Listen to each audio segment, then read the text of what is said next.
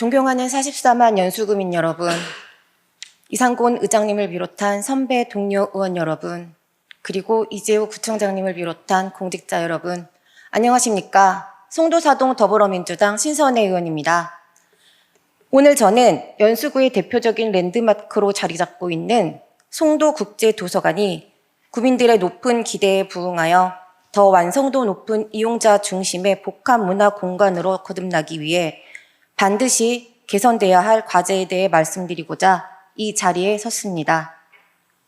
송도국제도서관은 개관 이후 지금까지 평일 평균 2,900명, 주말 평균 4,800명에 이르는 많은 구민들이 찾으시는 명실상부한 송도의 대표 문화 공간으로 자리매김했습니다. 이처럼 도서관을 찾는 구민들의 발길이 꾸준히 이어지고 있다는 것은 송도 구민들의 높은 문화적 욕구와 함께 도서관에 대한 각별한 관심과 애정을 명확히 보여주고 있는 지표라고 생각합니다. 그러나 구민들이 갖는 관심과 애정에 비해 실제 이용 과정에서 느끼는 일상적 편의성과 휴게 인프라는 여전히 아쉬운 수준에 머물러 있습니다. 첫째는 만성적인 주차난 문제입니다. 송도국제도시의 주차난은 하루 이틀 만의 문제가 아니었습니다.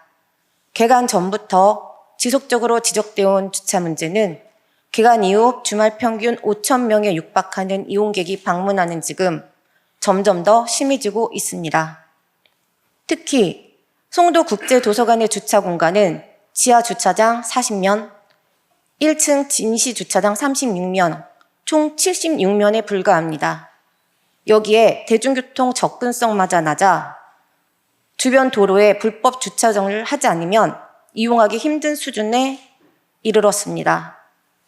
터무니없는 부족한 주차 면수와 대중교통의 낮은 접근성이 도서관을 찾는 구민들로 하여금 본의 아니게 법을 어길 수밖에 없도록 몰아세우고 있는 실정입니다.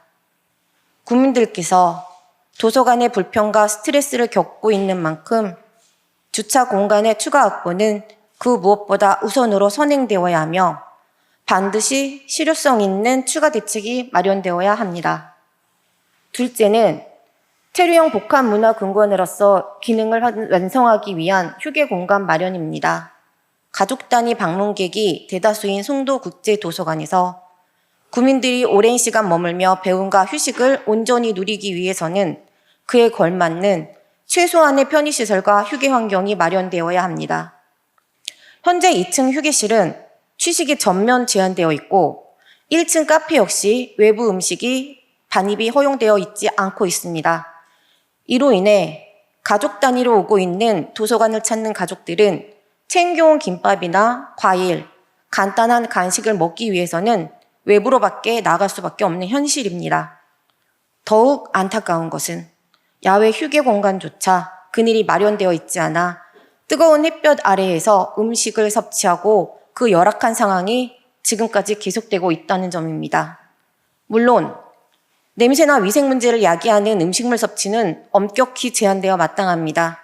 그러나 김밥이나 과일, 간단한 도시락 같은 그런 음식을 먹을 수 없는 지금 현실의 구성은 도서관이 지향해야 할 휴식과 문화의 복합성 점점 멀어지게 만들고 있다고 생각합니다.